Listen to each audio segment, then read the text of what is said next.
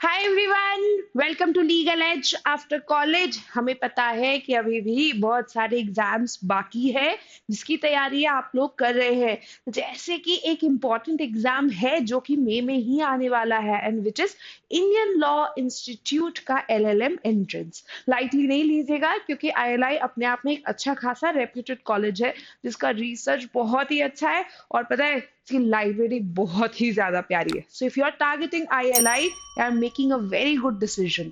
अब अगर टारगेट कर रहे हो और प्रिपरेशन स्टार्ट कर रहे हो या प्रिपरेशन के मिड में हो या फिर एकदम लास्ट में प्रैक्टिस मोड पे ही क्यों ना हो, तो भी किसी भी स्टेज पे ये वीडियो आपके लिए डेफिनेटली हेल्पफुल है। क्यों है हेल्पफुल? क्योंकि आईएलआई में आपके एमसीक्यू बेस्ड क्वेश्चन तो आते ही आते हैं, लेकिन साथ ही साथ आपके सब्जेक्टिव क्वेश्चंस भी आते हैं। और सब्जेक्टिव क्वेश्चंस की हमें थोड़ी सी प्रैक्टिस छूट जाती है अगर हम क्लैट, एलिट, सीयूईटी इन सब की तैयारी कर रहे हो तो। और कई बार यूनिवर्सिटी के लिए लिखना और किसी कॉम्पिटिटिव एग्जाम्स के लिए लिखने में थोड़ा सा अंतर तो होता ही है, राइट? तो ये सब्जेक्टिव क्वेश्चन की गुत्थी को कैसे सॉल्व किया जाए, स्पेशली क्रिमिनल लॉ जैसे सब्जेक्ट की, तो वो सारी गुत्थी आज के सेशन में सॉल्व होगी। इस आज के सेशन में हम क्या क्या डिस्कस करने वाले हैं, ये तो पूरा पूरा पूरा रोड मैप आपके सामने है। सबसे पहले मैं आपसे डिस्कस करूंगी कि आप क्या एक्सपेक्ट कर सकते हो कि क्रिमिनल लॉ में किस तरह के क्वेश्चंस आपसे पूछे जाएंगे, क्या क्या वो इंपॉर्टेंट टॉपिक्स है जिसे आपको कवर करना चाहिए। These are some of the sample questions जो मैं आपके पास लेकर आई हूँ। अगर आपको फ्री टाइम मिले तो आप इन क्वेश्चंस की भी प्रैक्टिस कर सकते हो। आपको इन क्वेश्चंस को आंसर कैसे करना है, आपका क्या स्ट्रक्चर होना चाहिए, और हमेशा की तरह लास्ट में कुछ बोनस टिप्स। ठीक है, चलो स्टार्ट करें वीडियो। पेन पेपर ले लो क्योंकि इस वीडियो में काफी कुछ हो सकता है कि तुम्हें लिखना भी पड़े। ठीक है, तो सबसे पहले देखो कि आपको क्या ऐसा एक्सपेक्ट करना चाहिए अपने क्वेश्चन पेपर से, किस तरह से आपके क्वेश्चन पूछे जाएंगे। तो अगर आईएलआई के एंट्रेंस एग्जाम की बात करूं तो प्रॉब्लम बेस्ड क्वेश्चंस पूछे जा सकते हैं, एनालिटिकल क्वेश्चंस पूछे जा सकते हैं, और कई बार इंटरलिंक्ड क्वेश्चन भी पूछे जा सकते हैं जहां पे भारतीय न्याय संहिता, भारतीय नागरिक सुरक्षा संहिता और भारतीय साक्ष्य अधिनियम के प्रोविजंस आपस में इंटरलिंक्ड हो while answering these questions, right? तो इनको ध्यान रखते वक्त आपको किन किन चीजों पे फोकस करना चाहिए, considering it's a problem based question और एनालिटिकल क्वेश्चन। तो यहाँ पे आपको अपनी कंसेप्चुअल क्लैरिटी का बहुत ध्यान रखना है क्योंकि डायरेक्ट क्वेश्चन नहीं है। You need to apply that, specially you need to express so the examiner would able to understand, right? तो यहाँ पर आपको जो है अपने वर्ड्स में अच्छे से अपनी बात एग्जामिनर तक पहुंचानी है। So what they expect from you is कि आपको लीगल प्रिंसिपल पता हो जो क्वेश्चन में पूछा गया है, वन। दूसरा, जो चीज पूछी गई है उससे रिलेटेड केस लॉ को आप इस तरीके से अप्लाई कर पाए कि आप क्वेश्चन को आंसर कर पाते हैं। जो भी आप आर्ग्यूमेंट दे रहे हैं वो काफी बैलेंस्ड आर्ग्यूमेंट हो, किसी एक्सट्रीम एंड पे नहीं पूछा गया हो, यानी कि मेरिट्स एंड डीमेरिट्स दोनों को आपने वेल एक्सप्लेन किया गया हो। Last and not the least most importantly, आप एक क्रिटिकल इंसाइट ऑफर कर पाए। सो even if it's a problem based question, analytical question, or an interlinked question, you have to make sure you have to explain your legal concepts, you have to apply the case law, balance your argument, and offer a critical insight so that you can be different from others while writing your subjective answers, है ना? अब तुम्हें ये पता चल गया किस तरह के क्वेश्चंस आते हैं, तुम्हें ये भी पता चल गया कि एग्जामिनर तुमसे क्या एक्सपेक्ट कर रहा है।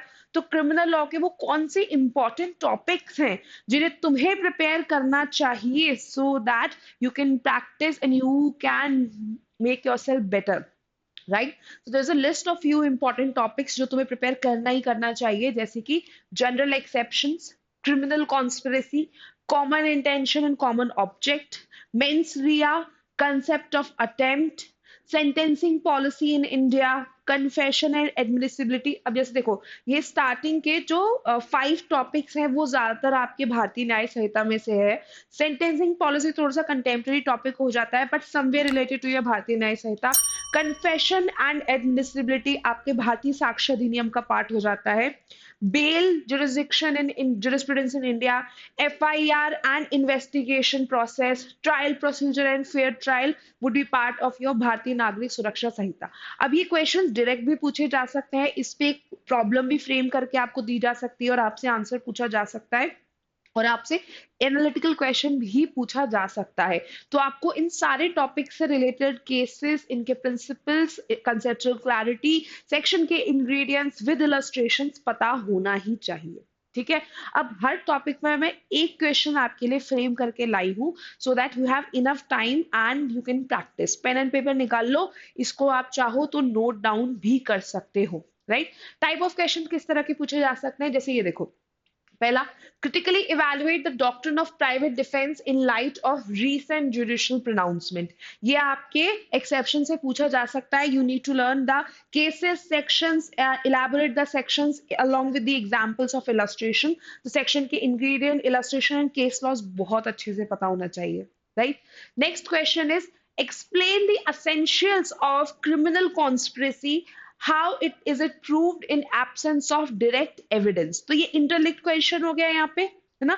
आपको क्या करना है, आपको क्रिमिनल कॉन्स्पिरेसी को यहाँ पे उसके असेंशियल्स तो एक्सप्लेन करने ही करने हैं। मतलब you need section numbers, you need to understand the ingredients of section, you can explain it with the example of illustrations, right. उसके बाद how is it proved in absence of direct evidence, right. तो थोड़ा सा आप evidence भी यहाँ पे discuss कर सकते हो। और केस लॉस तो इंपॉर्टेंट है ही कि किन किन केसेस में डायरेक्ट एविडेंस ना होते हुए भी जो है इसे प्रूव किया गया है, right.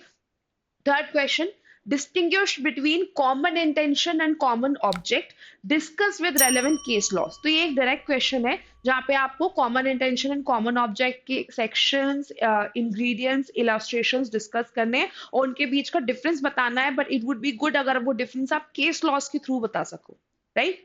Next is your, is mens rea essential for all criminal offenses? Discuss exception, right? तो बहुत सिंपल है। You need to explain the concept with the help of illustration and you need to explain it with the examples। आप cases को use करिए जहाँ पे mens rea जो है नहीं है, तो उसके बाद acquittal मिला है, but these are the few cases। या कुछ exceptions हैं जहाँ पे mens rea matter नहीं करता है, conviction मिला है boss, right? So what are the exceptions, वो cases के through explain करना। ठीक है। Next, discuss the law of attempt in Indian criminal jurisprudence, how far is it distinct from preparation. ठीक है। नेक्स्ट क्वेश्चन हम देखते हैं। There are just couple of questions जो हर टॉपिक से मैं आपके लिए लेकर आई हूँ to give you a general idea कि किस तरह के क्वेश्चंस पूछे जा सकते हैं। Critically evaluate the sentencing structure under Indian criminal law, is there a need for reform. तो आपको यहाँ पे कुछ कुछ सेंटेंसिंग पॉलिसीज डिस्कस करनी है, rarest of the rare doctrine भी डिस्कस कर सकते हो, तुम लूप होल्स दिखा सकते हो with the help of case laws कि क्यों तुम्हें लगता है कि रिफॉर्म की जरूरत है। बट रिफॉर्म बताते वक्त कोशिश करना ये कि बैलेंस आर्ग्यूमेंट रखो। अगर एक्सट्रीम आर्ग्यूमेंट में जाओगे तो हो सकता है तुम्हारा थॉट प्रोसेस जो एग्जामिनर जो तुम्हारी नोटशीट चेक कर रहा है ना उससे मैच नहीं करे, you might lose some marks. So always play a safer side कि बैलेंस आर्ग्यूमेंट देने की कोशिश करना। ठीक है। Next, distinguish between confession and admission. When is a confession admissible under Indian law? So basically भारतीय साक्ष्य अधिनियम अच्छे से रटो या अच्छे से समझ लो, यहाँ पे रटना नहीं समझना। ठीक है। So confession and admission से related relevant sections, उनके illustrations, उनके ingredients and cases would help you answer this question। Discuss the principle governing grant and refusal of bail in non-bailable offense, right? Next is your, what are the legal effects of delay in lodging FIR? इसमें अब जो changes आए हैं भारतीय नागरिक सुरक्षा संहिता के related to zero FIR, तुम वो भी डिस्कस कर सकते हो। You can discuss few of the cases also जहाँ पे डिले की वजह से प्रॉब्लम एक्चुअली कॉज हुआ है। So start with explaining what exactly FIR is, relevant sections, फिर illustration, then explain what are the effects of delay with the help of case laws, and then you can suggest some of the changes which was brought in BNSS so that this problem could be tackled। And if you have certain suggestions, but make sure length नहीं बढ़े तुम्हारे question की, answer की ज्यादा length मत बढ़ाना। Last, critically examine the concept of fair trial with reference to adversarial system in India। अब ये बहुत ही interlinked question है ना। adversarial system, राइट, जो कि हम फॉलो कर रहे हैं। तो हमारे यहाँ फेयर ट्रायल को लेके कौन कौन से प्रोविजंस हैं, तो तुम यहाँ पे तीनों ही यानी कि तुम्हारा BNS, BNSS, BSA को इंटरलिंक करके एक्सप्लेन कर सकते हो कि फेयर ट्रायल की ये सारे प्रोविजंस हैं and we have followed it. You can also take the help of constitution to make sure that कि आप फेयर ट्रायल को यहाँ अच्छे से एक्सप्लेन कर पाओ you can use case laws. अब यहाँ पे ना बहुत ज्यादा क्रिएटिव हुआ जा सकता है, ठीक है, क्योंकि उन्होंने यहाँ पे एडवर्सरियल सिस्टम की बात कर दी है, but it also consist your BNA, all of your three criminal laws, right? So make sure कि इसको अच्छे तरीके से क्रिएटिव होके with the help of case laws answer करो, ज्यादा इमोशन से मत डूब जाना, केस लॉस पे स्टिक रहना, right. Next is how to answer. कि मुझसे बहुत सारे स्टूडेंट्स ने पूछा है कि मैम अब आंसर कैसे करना है, क्योंकि कॉलेजेस में आंसर करने में हमारे लिए इंपॉर्टेंट क्या होता था, पेजेस भरना, राइट। 5 मार्क्स का तो इतने पेजेस, 10 मार्क्स का तो इतने पेजेस। अब ILI के लिए आंसर कर रहे हैं तो हम पेजेस पे तो नहीं जा सकते, हमें क्वालिटी भी मैटर करती है। सो और ऊपर से उन्होंने वर्ड लिमिट भी बता दी है, तो उतनी वर्ड लिमिट में क्वालिटी कैसे मेंटेन करें, हाउ टू आंसर, राइट। कि हमारा आंसर जो है दूसरों से डिस्टिंक्ट रहे, तो बहुत सिंपल है, इसका पूरा का पूरा एक फंडा है जो मैं तुम्हें स्टेप वाइज बताती हूँ, ठीक है। यहां से स्टार्ट करो, ठीक है। तो before answering make a clear structure, rough work पे अपने आंसर का एक स्ट्रक्चर बना लो कि इसके बाद ये, इसके बाद ये, इसके बाद ये फॉलो करोगे। So first of all start with a clear structure. Next introduce the topic, this is the first thing, introduce the topic, but introduce in such a way कि बहुत शॉर्ट एंड प्रिसाइज फॉर्म में तुम अपना topic आराम से introduce कर दो, उसमें ज्यादा लेंथ मत बढ़ाना, क्योंकि आर्ग्यूमेंट्स अपने आप में थोड़ा सा लेंथ तो लेगा। Next, legal provisions, related legal provisions explain करो, सिर्फ सेक्शन नंबर एक्सप्लेन करके मत छोड़ना, थोड़ा सा एक्सप्लेनेशन भी वहां पे लिखना। अब पावर होती है जो लोग एज इट इज, जो बेयर प्रोविजन है वो लिख पाए, अगर बेयर प्रोविजन का एज इट इज नहीं भी लिख पाओ तो भी मेक श्योर कि लीगल प्रोविजन एक्सप्लेन करते वक्त थोड़ा सा एक्सप्लेनेशन यहाँ पे लिख देना। Next is your case laws, most importantly अब यहाँ पे लिंक स्टैब्लिश करने की कोशिश करना कि तुमने जहां प्रोविजन एक्सप्लेन किया उसी से लिंक करके केस लॉ भी एक्सप्लेन कर दो। केस लॉ के बाद अपना एनालिसिस करना, उस पे इन फ्यू वर्ड्स अपना एनालिसिस जरूर करके कंक्लूड कर देना, and your conclusion should be impactful. तो राइट, पहले एक स्ट्रक्चर बनाओ, स्ट्रक्चर बनाने के बाद introduce the topic, explain the available और relevant legal provision related with the case law, make your own analysis and conclude within the word limit. So this should be your entire structure. अब ये तो कर ही रहे हो, साथ में किन और बातों का ध्यान रखना है, ठीक है। कोशिश करना अगर थोड़ी सी कंटेम्प्रेरी नॉलेज हो तो रिसेंट में अगर कुछ चल रहा है उसको अपने एनालिसिस में डाल सको, या फिर कंटेम्प्रेरी केसेस से रिलेट कर सको।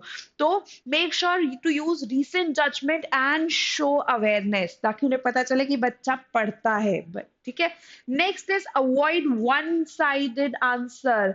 वन साइडेड आंसर नहीं लिखना। अगर तुम्हें लगता है जैसे कि सेंटेंसिंग पॉलिसी में लूप होल है, हमें भी पता है, मुझे भी लगता है, हो सकता है बहुत सारे लोगों को लगता हो कि सेंटेंसिंग पॉलिसी में लूप होल है, बट ये एक वन साइडेड आंसर हो गया। You can also praise the good part और the judicial evaluation which has taken place from Bachchan Singh for an example, or you can also mention that there are certain rules, loopholes, but a good answer is which comes with a solution कि भाई हाँ अच्छी चीजें भी है, बुरी चीजें भी है, और ये है सॉल्यूशन, राइट। तो try to give a critical insight, और सिर्फ वन साइडेड आंसर लिखने की कोशिश मत करना, ठीक है। Last but not the least, अपने आंसर्स को कोहेरेंट एंड कंसाइज रखना। लंबे लंबे अननेसेसरी की बातें लिखने की जरूरत नहीं है। तुम शॉर्ट में भी लिखोगे लेकिन रेलेवेंट लिखोगे बिल्कुल चलेगा, और ILI में तो वैसे भी वर्ड लिमिट है, तो हम ज्यादा तो कुछ एक्सपेक्ट कर ही नहीं सकते। एंड मोस्ट इंपॉर्टेंटली कोशिश करना अगर अपने आंसर्स को थोड़ा सा कोहेरेंट रख सको तो, ठीक है। नाउ फ्यू बोनस टिप्स जो तुम्हारे एग्जाम के लिए इंपॉर्टेंट है, right. Now last few days है, नया कुछ मत करो। The only thing you can do is revise. कुछ सैम्पल क्वेश्चंस फ्रेम कर लो, ठीक है। सैम्पल क्वेश्चंस फ्रेम करने के बाद जितना हो सके उन्हें प्रैक्टिस करो, उनको रिव्यू करो कि तुमसे कहाँ गलती हो रही है, ठीक है। अपने रिसोर्सेज का बहुत ध्यान रखो, ज्यादा एक्सटेंडेड रिसोर्सेज नहीं रखना। You can use your bare act, recent supreme court cases refer कर सकते हो, ठीक है। बुक्स रेफर कर सकते हो जैसे रतन लाल एंड धीरज लाल या फिर KD Gaur, but in books के भी डेप्थ में मत चले जाना, बहुत टाइम टेकिंग प्रोसेस होता है। एंड मोस्ट इंपॉर्टेंटली ILI के प्रीवियस ईयर क्वेश्चन पेपर जरूर देख लेना। अब कई बार पता है बच्चे जो डिफिकल्टी फेस कर रहे हैं वो ये है कि मैम इंग्लिश का पार्ट भी प्रिपेयर करना है, अदर पार्ट्स भी प्रिपेयर करने हैं, MCQ भी प्रिपेयर करने हैं, उसका सब्जेक्टिव भी प्रिपेयर करना है, फिर खुद से सैम्पल क्वेश्चन की लिस्ट भी बनानी है, उसके बाद लिस्ट बनाते वक्त केस लॉज भी प्रिपेयर करने हैं, फिर वो केसेस भी ढूंढने हैं। तो इतने सब में टाइम जाता है, ऐसे में आंसर्स की प्रैक्टिस कैसे करें, राइट। तो उसका एक वन स्टेप सॉल्यूशन है, ठीक है। ये उनके लिए नहीं है जो अभी ILI का एग्जाम दे रहे हैं, बट हाँ अगर आप फ्यूचर में ILI का एग्जाम देने की सोच रहे हो तो उनके लिए जरूर है। और अगर बाय चांस आईएलआई के अलावा और कोई एग्जाम भी टारगेट करने की कोशिश कर रहे हो तो आपके लिए है ये one stop solution which is top rankers legal as after college. अगर तुम यहाँ पे हमारे ऑनलाइन कोर्सेज देखने की कोशिश करोगे, करोगे क्या, करना ही करना है राइट। तो यहाँ पे एलएलएम के बैचेस में we prepare for all the exams, not just ILI, we prepare you for CLAT, AILET, CUET, IIT Kharagpur, ILI और whatever you ask for, Symbiosis Pune, ठीक है। और प्रिपरेशन में हम तुम्हारी सारी प्रॉब्लम्स का एक वन स्टॉप सॉल्यूशन देंगे राइट। हम तुम्हें सारे टॉपिक्स कवर करके देंगे through live lectures. And we do understand that sometimes you have final year college, और फाइनल ईयर कॉलेज बहुत हेक्टिक होता है ना। You have internships, you have research paper, you have moot, lot of things. तुम live नहीं देख पा रहे हो, तुम रिकॉर्डेड देखो। तुम्हारे डाउट्स फिर भी सॉल्व होंगे क्योंकि हम यहाँ पे तुमको क्या दे रहे हैं, यहाँ पे हम तुम्हें दे रहे हैं मेंटोरशिप। देखो यहाँ पे हम तुम्हें दे रहे हैं मेंटोरशिप।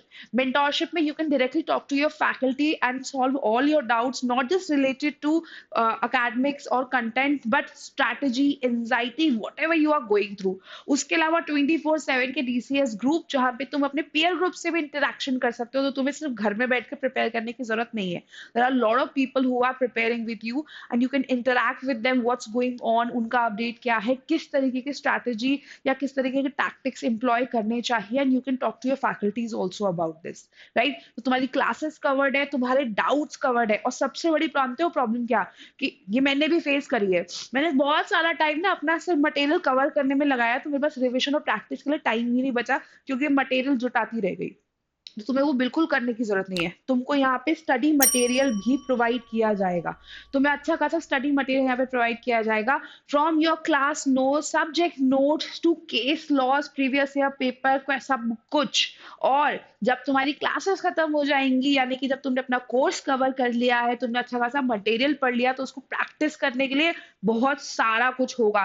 तुम्हारे पास प्रैक्टिस पेपर्स होंगे, तुम्हारे पास सेक्शनल टेस्ट होंगे, तुम्हारे पास मॉक पेपर्स होंगे, और फिर ऐसे वैसे नहीं 50+ मॉक्स होंगे। इतना प्रैक्टिस करोगे, इतना प्रैक्टिस करोगे कि तुम क्लैट के एग्जाम से इतना फेमिलियर हो जाओगे। Not just CLAT, you will be familiar with each and every exam you are targeting, कि तुम्हें बिल्कुल भी डर या घबराहट नहीं लगेगी right। So if you are preparing for, if you are thinking to prepare for ILI, if you are thinking to prepare for any other LLM entrance exam, we are here for you because we understand the struggle you go through, because हम सभी उस struggle से निकल कर आए हैं और NLU से अपनी पूरी जर्नी कंप्लीट कर कर आपके लिए यहाँ पर उपस्थित है राइट। सो कुछ नहीं करना है, what you are supposed to do is go to the website, explore the course। उसके बाद भी कोई डाउट हो रहा है, you can always reach out to us and talk to us on this number, right?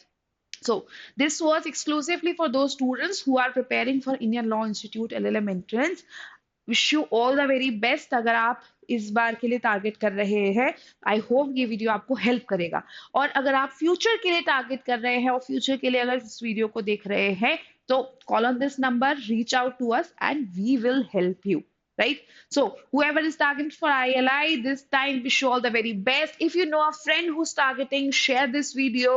and if you like this video, तो बहुत simple step है, subscribe the channel, like the video, share the video, and most importantly, नहीं कर रहे हो तुम लोग ये, कमेंट करो, tell us what you want, which subject you want, which series you want, which practice you want, which case you want, whatever you want, we are here for you. But तुम्हें भी comment करके बताना पड़ेगा, है ना। तो comment करो और हमें बताओ कि तुम्हें क्या चाहिए, ठीक है। तो until next time, see you, bye bye.